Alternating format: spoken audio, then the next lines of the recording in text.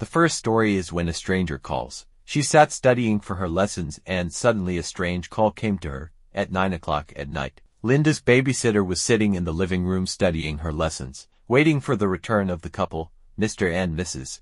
Murphy, who came out and advised her not to disturb the sleeping children until they returned late. The girl was waiting for a call from her friend, and indeed the phone rang and she answered. But she heard a man's voice saying to her, "Did you check on the children?" And he hung up. At first I thought it was the children's father calling to check on his children and the phone line was cut off due to a normal problem, so I decided to ignore the matter. But the phone rang again. She answered and found the same voice speaking to her in a chilling way and repeating the same sentence. "Have you checked on the children?" Linda thought the caller was Mr. Murphy, but the caller hung up again. She decided to call the restaurant where the couple had gone, but they told her that Mr. Murphy and his wife had left the restaurant 45 minutes ago. After hesitation, she called the police and complained to them about the strange caller calling and hanging up. But the police told her that they could not do anything as long as the caller did not threaten her, and that they believed it was just a joke. Minutes later, the phone rang again. "Why didn't you check on the kids?" the voice asked. "Who are you?" the babysitter asked fearfully, but the line hung up again.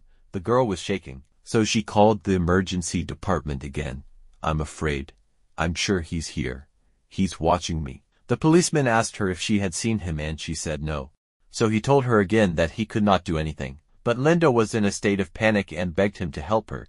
He told her to give him the home address and that next time she should try to keep the unknown caller on the line for at least a minute so that they could trace the call and locate the caller. He asked her name and asked her to calm down as much as possible.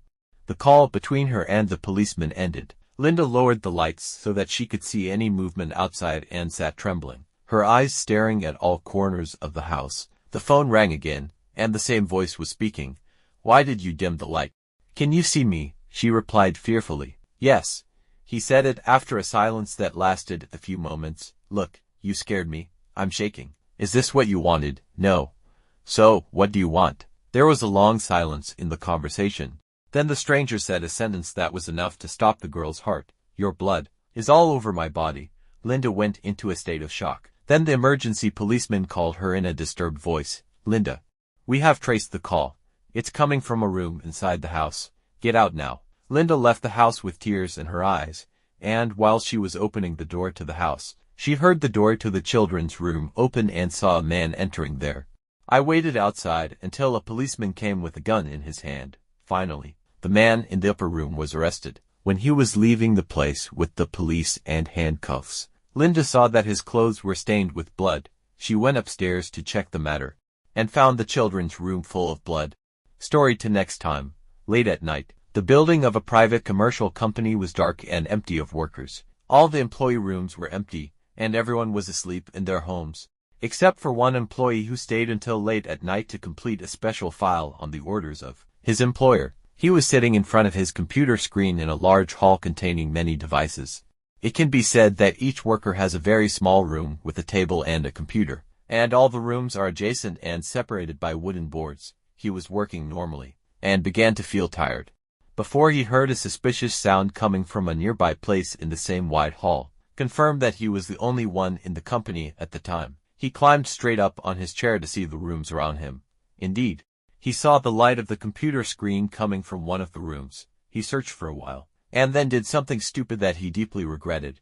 He shouted from his place, saying, "Who is there?" Then the light disappeared immediately.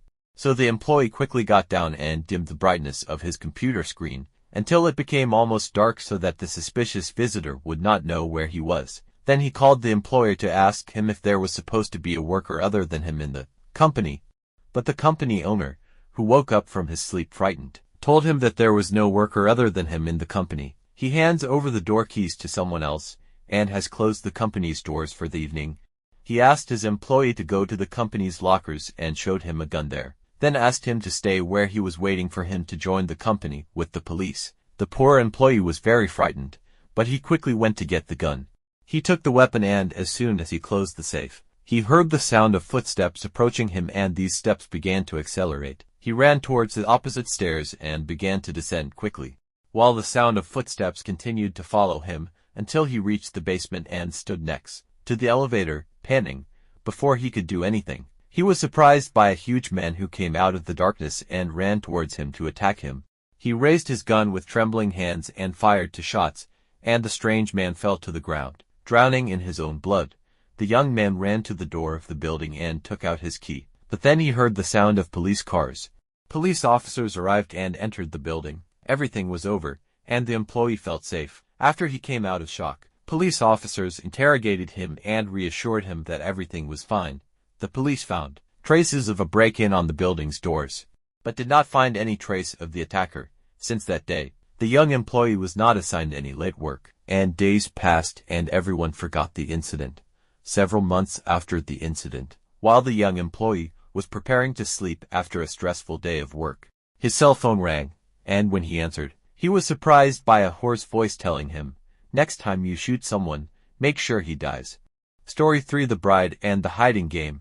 A young girl whose wedding is approaching has decided to hold the wedding party in the backyard of her house where she played and grew up. It was a beautiful party and everything went perfectly. After the party, the guests started playing some simple and beautiful games, until one of them suggested playing hide and seek, and everyone agreed because it was fun and the children could participate in it. The house was spacious, so it was not difficult to hide in a good place. The groom was the one who would search for those who were hiding. As for the bride, she wanted to hide in a place where no one would find her and win the game. While everyone was unaware, she snuck into the house and hid in the attic. All those hiding in the game were found, but there was no trace of the bride. Her husband was not worried. He thought his wife was tired and went into the house to rest. The party ended and everyone returned to their homes. After all the guests had left, the husband searched for his wife in every corner of the house, but he was unable to find her. That night passed, followed by days, months, and years, and no trace of the missing bride appeared despite the search of the groom and the family. Several years after the bride's disappearance and upon the death of her mother, the father went to collect his wife's old things, which were gathered in the attic. He found a dusty, locked box. He opened it and lifted the lid to be greeted by dust with a strange smell.